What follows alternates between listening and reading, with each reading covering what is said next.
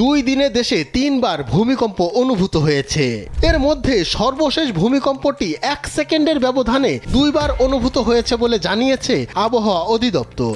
22 November সন্ধ্যা 6টা 6 মিনিটে রাজধানী ও এর আশেপাশের এলাকাগুলোতে ভূমিকম্প অনুভূত হয়। আবহাওয়া অধিদপ্তর জানিয়েছে শনিবার সন্ধ্যায় 1 সেকেন্ডের ব্যবধানে 2 বার ভূমিকম্প অনুভূত হয়েছে। এর মধ্যে প্রথম ভূকম্পনটি অনুভূত হয় সন্ধ্যা 6টা 6 মিনিট 4 সেকেন্ডে, মাত্রা ছিল 3.7। এরপর ফের সন্ধ্যা 6টা 6 মিনিট 5 সেকেন্ডে দ্বিতীয় ভূকম্পনটি অনুভূত হয় রিখটার স্কেলে, যার মাত্রা ছিল 4.3।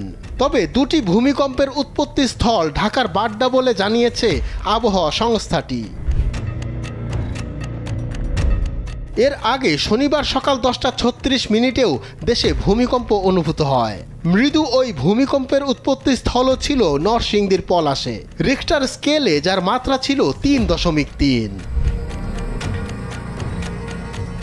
এর আগে 21 নভেম্বর দেশে আঘাত হানে 5.7 মাত্রার ভূমিকম্প। ওই দিন সকাল 10টা 38 মিনিটের দিকে রাজধানী ঢাকাসহ দেশের বিভিন্ন স্থানে এ ভূকম্পন অনুভূত হয়। এর কেন্দ্রস্থল ছিল নরসিংদীর মাধবদী। 2 দিনে সারা দেশে 11 জনের প্রাণহানির তথ্য পাওয়া গেছে। এছাড়াও ভূমিকম্পের সময় ভবন থেকে মাথায় ইট খসে পড়ে ও আতঙ্কে ভবন থেকে লাফিয়ে সারা দেশে অন্তত 5 শতাধিক মানুষ আহত হয়েছেন। ডেস্ক রিপোর্ট, সময়ের আলো।